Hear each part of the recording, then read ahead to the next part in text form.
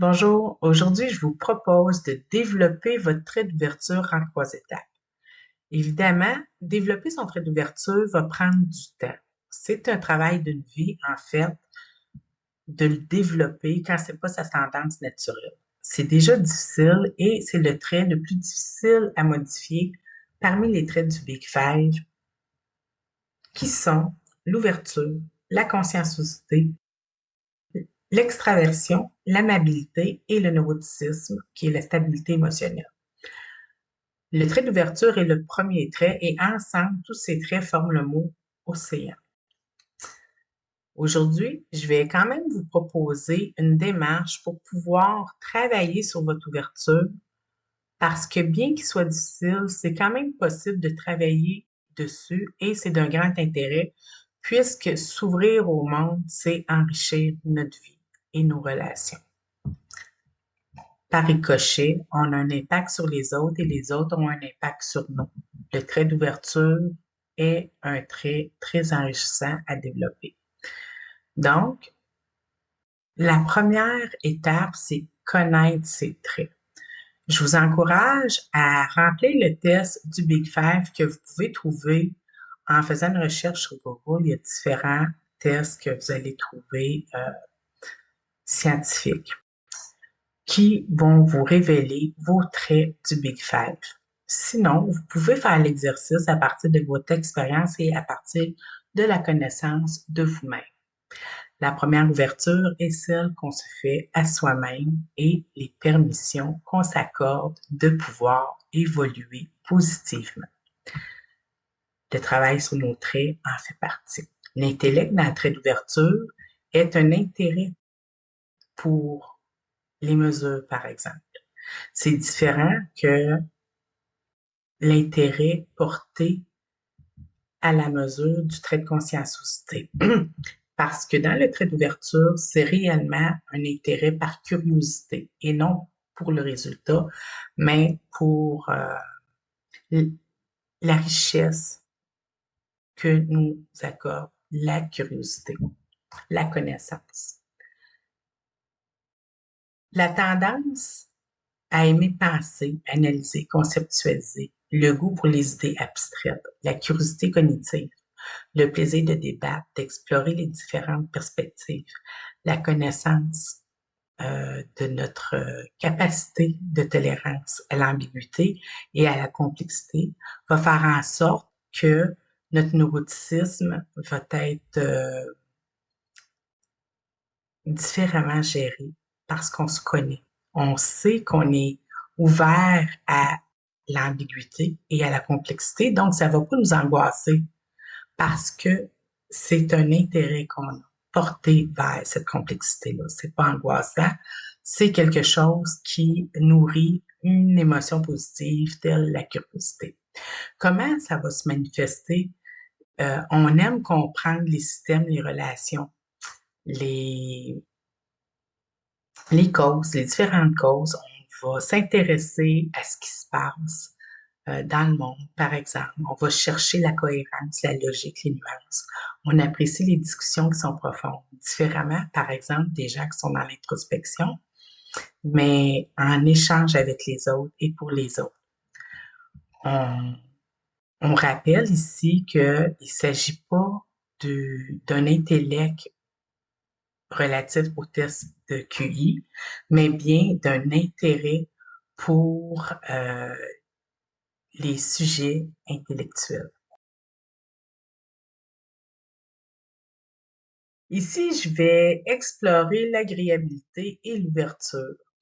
L'agréabilité favorise l'écoute et la coopération, mais ça peut limiter les débats. Si la personne, elle est trop agréable, dans son trait d'agréabilité, si le niveau est très élevé, ou si par nature, en fait, elle recherche beaucoup l'approbation sociale, euh, elle veut pas de conflit. Elle veut que ça se passe bien, que les gens se sentent bien physiquement, émotionnellement, de toutes les façons. Et c'est pour ça qu'au niveau de la protection de l'harmonie qu'elle recherche, ça peut limiter l'ouverture à certains sujets et à certains débats par exemple sur des causes, différentes causes ou autres positions qui peuvent être vraiment inconfortables pour une personne agréable d'aborder si son intérêt est vraiment de ne pas entrer en conflit ou de mettre personne en situation inconfortable dans la conversation ou dans le contexte, euh, d'en parler et de communiquer de certains sujets ou de vivre certaines expériences. Ça peut être beaucoup plus difficile pour une personne agréable de s'ouvrir euh, si son trait est très élevé et qu'elle, malgré qu'elle ait une très grande ouverture relationnelle, c'est-à-dire qui repose sur l'empathie, la sensibilité aux émotions, la capacité à accueillir l'autre, la capacité de compassion, en fait, la tolérance affective, la flexibilité dans les interactions, et c'est une ouverture, en fait, qui est affective interpersonnelle. Bien que l'agréabilité possède cette très grande ouverture, plus le trait de l'agréabilité est élevé, plus ça va se faire ressentir. Ça va devenir un défi si la personne possède elle-même un haut taux d'ouverture, comme c'est mon cas en fait. Je possède un haut taux d'ouverture dans le trait du Big Five et aussi un haut taux d'agréabilité. C'est un défi, parfois, dans certaines situations, de posséder les deux ouvertures. Mais il y a des gens qui vont posséder l'ouverture relationnelle et ils vont avoir une plus petite ouverture à l'expérience et une plus petite curiosité.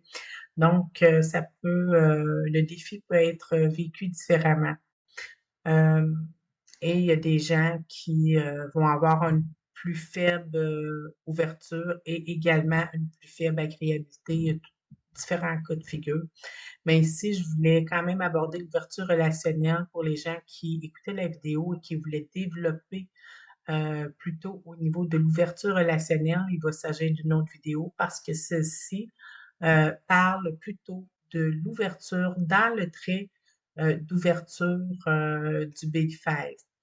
Euh, à l'intérieur, on retrouve l'ouverture au niveau intellectuel dans le trait du Big Five, qui est une ouverture à l'expérience, à l'exploration, à la découverte, qui est beaucoup dans la liberté d'explorer en fait et de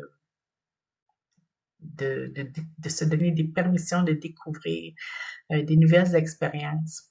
Elle repose sur la curiosité cognitive plutôt que relationnelle, le plaisir de penser, la tolérance à l'ambiguïté conceptuelle, l'intérêt pour les idées abstraites, donc les sujets, généralement les gens qui ont un haut niveau d'ouverture vont pas se plaindre qu'un sujet est complexe ou qu'un texte est long ou que le texte est trop technique, par exemple. Euh, c'est des gens qui vont être également euh, dans une pensée artistique. C'est des gens qui ont beaucoup d'imagination. Ils ont un intérêt pour les idées abstraites. La remise en question des modèles mentaux, c'est une ouverture cognitive et conceptuelle. Les deux systèmes sont pas corrélés de manière automatique, l'ouverture relationnelle et l'ouverture intellectuelle. Donc, il s'agit vraiment d'une distinction entre l'ouverture du trait d'ouverture et l'ouverture relationnelle du trait d'agréabilité. On peut être très ouvert relationnellement, donc, mais curieux, peu curieux intellectuellement, et l'inverse est vrai aussi. L'extraversion et l'ouverture, c'est un bon match. L'extraversion va faciliter l'exploration sociale. Si l'extraversion est peu élevée et que la personne est plutôt introvertie, elle peut quand même avoir une grande ouverture.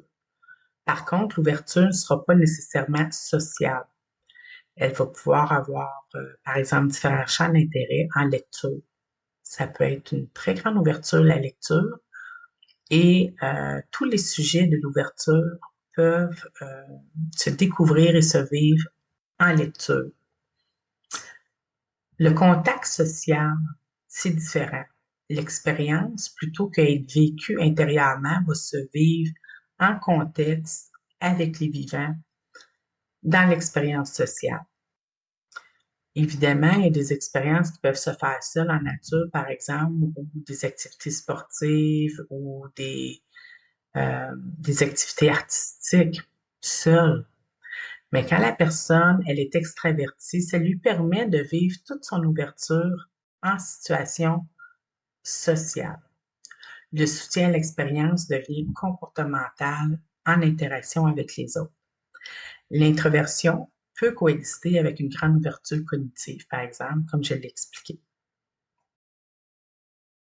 Donc, si les gens consciencieux se fixent des nouveaux objectifs souples,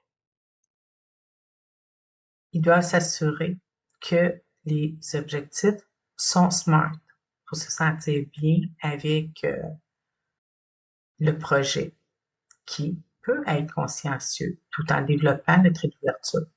Donc, si l'ouverture vise des objectifs SMART, que la conscienciosité adore parce que c'est mesurable, les objectifs SMART sont spécifiques,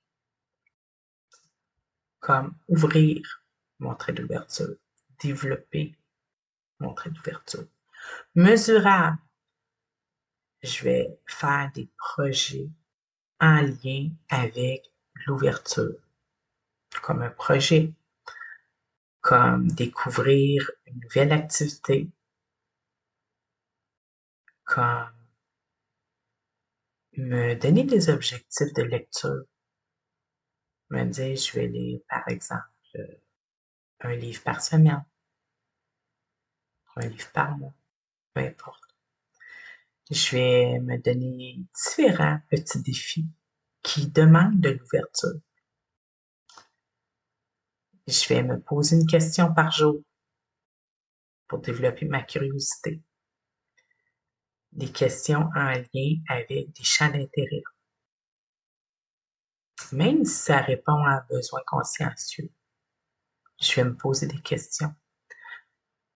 Me poser des questions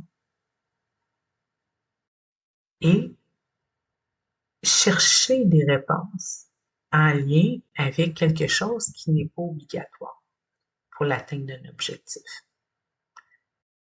Là, je parle d'un objectif rationnel. Parce que, en ce moment, mon objectif est l'ouverture. L'ouverture à la curiosité, l'exploration. Déjà se poser des questions sur sa personnalité, chercher à développer ses traits, ça fait partie de l'ouverture. Donc, si on reste dans l'intérêt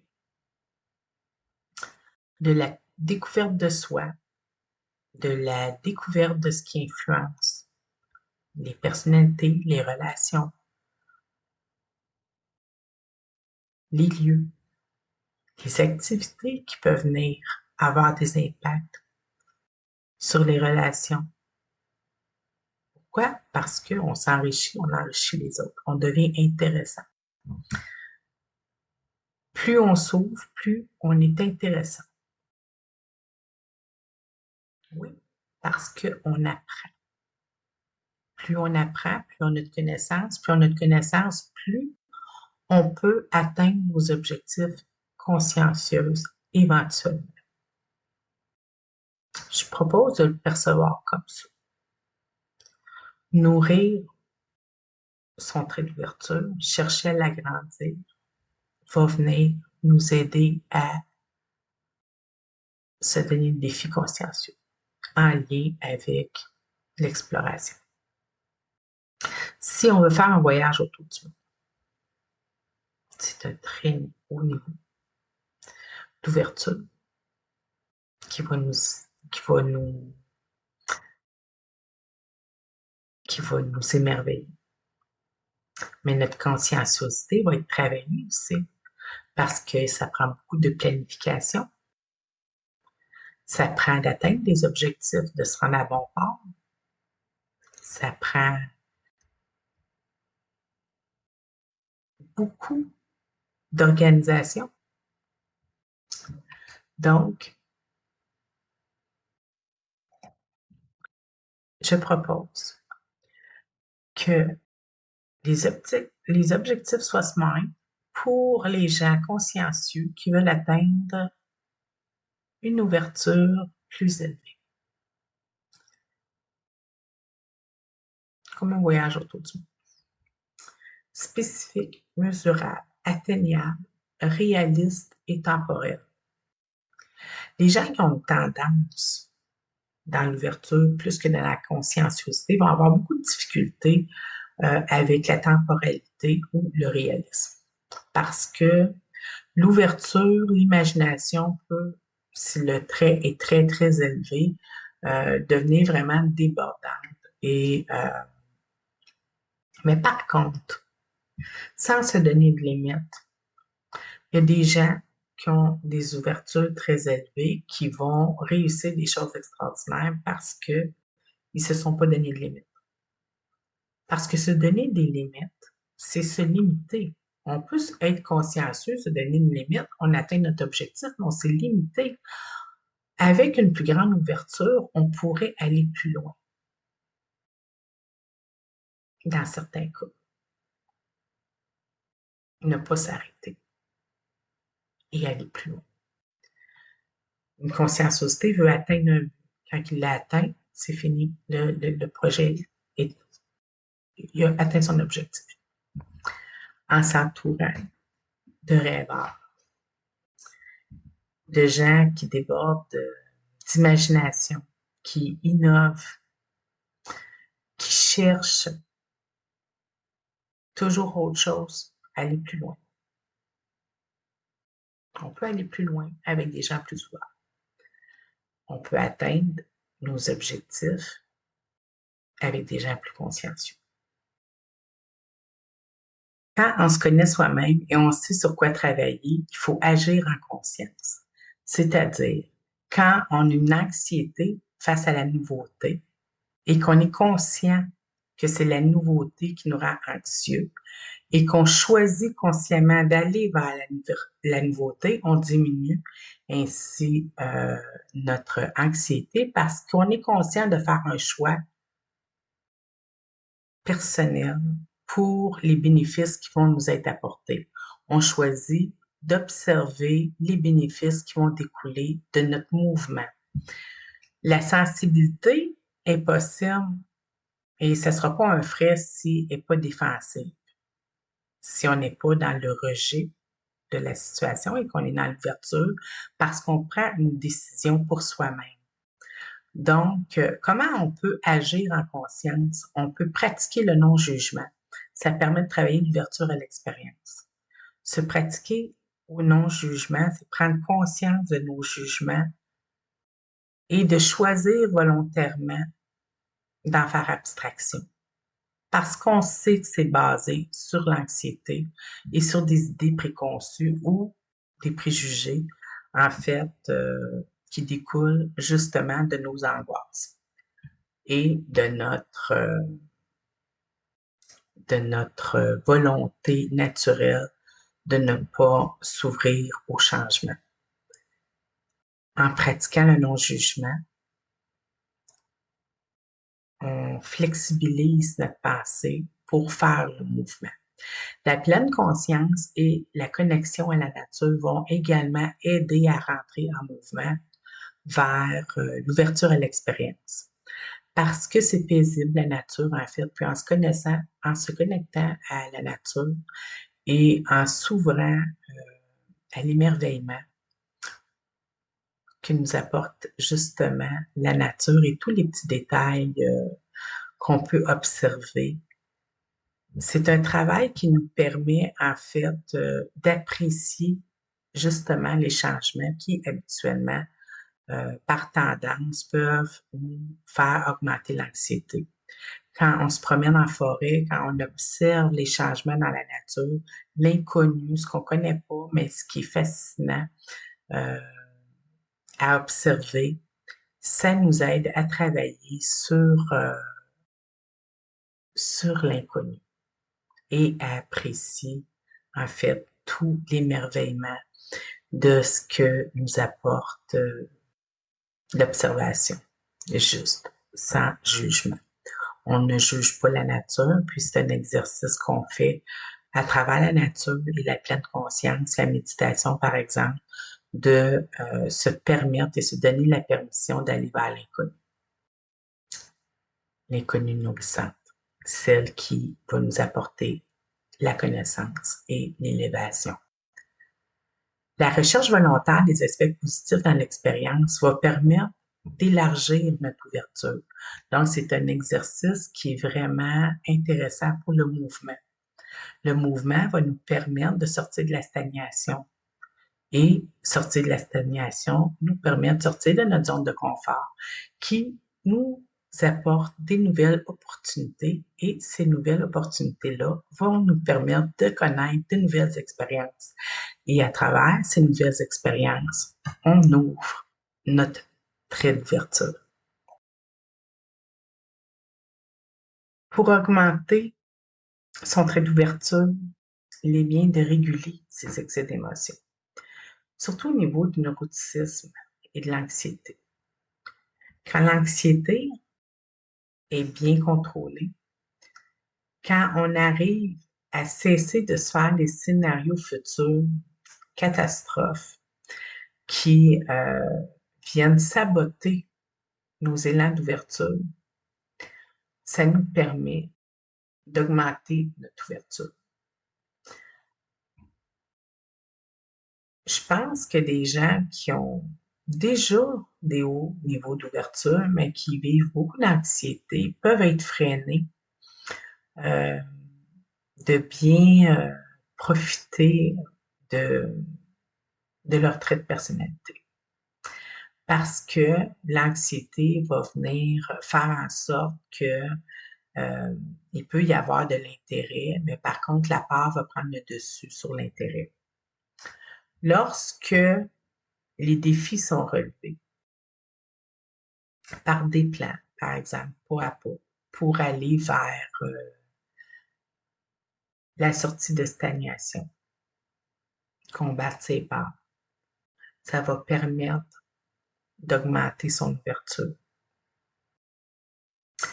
Développer la flexibilité cognitive en diminuant les barres, en diminuant ses attentes. Parce que des fois, on se donne des défis beaucoup trop élevés. Plutôt que de s'entraîner et de répéter nos défis et d'augmenter graduellement les barres de nos objectifs, parfois on les met trop hautes. Puis c'est ce qui fait en sorte qu'on s'auto-sabote et qu'on ne va pas faire les expériences que normalement on irait. Parce qu'on est sévère envers nous-mêmes. En pratiquant des comportements ouverts tous les jours, comme je disais précédemment, en se pratiquant à ne pas juger, en étant dans l'autocompassion, en se donnant des permissions d'être imparfait, en sachant qu'on va être imparfait. On se donne des permissions d'aller vivre des expériences qu'autrement on ne vivrait pas, parce qu'on veut être bon du premier coup. Et parce qu'on veut être bon du premier coup, parce qu'on a peur du jugement, on s'empêche de vivre des expériences qui, même si l'expérience nous apporterait des échecs, qu'on découvrirait des difficultés, qu'on aurait des défis à relever. Mais c'est comme ça qu'on apprend. Et on le répète. Et plus on le répète, plus on ne répète pas la même erreur. Plus on s'améliore, plus on s'endurcit, plus on s'ouvre, plus on se rassure. parce qu'on se rend compte que ben, finalement, c'était pas si pire que ça. Je m'étais tellement fait un gros scénario avec ça. Avoir su que c'était comme ça ferait peut-être 10 ans que je ferais ça. Combien d'entre nous se sont empêchés de faire des choses parce que qu'est-ce que les gens vont dire? De quoi je vais avoir l'air? Ah oui, puis qu'est-ce que ça fait? Qu'est-ce que ça fait? De quoi on va avoir l'air? On commence, puis après ça, on peut observer le progrès. Si on était bon du premier coup, on progresserait pas. C'est pas ça la vie. La vie, c'est le progrès. Ça veut dire que la vie part du fait qu'au départ, on part plus bas, puis on progresse, on s'ouvre. Ça devient de plus en plus confortable. Mais au départ, c'est toujours inconfortable. Puis l'idée, c'est d'aller vers l'inconfort parce que c'est là qui est le changement, celui qui va permettre notre évolution. On n'évolue pas dans le confort. On peut l'atteindre, le confort, à force, mais c'est pas là qu'on bouge. C'est toujours inconfortable, l'ouverture. Donc, vous pouvez voir que le trait d'ouverture, c'est le trait le plus difficile à changer parce que en lui-même, il demande le changement. Puis ça, les gens ont de la difficulté avec ça, le changement. Mais la vie, c'est changement. La vie, c'est changement. Et tous les humains sont résilients. Donc, même si le trait d'ouverture, il est difficile à modifier dans la tendance, il y a plein de beaux trésors dans l'ouverture, plein de découvertes, plein d'apprentissages. Donc, je vous encourage tous à travailler votre ouverture et même quand on est déjà très ouvert, il faut continuer à travailler notre ouverture parce que le monde est tellement changeant qu'il faut continuer à s'ouvrir. À la prochaine!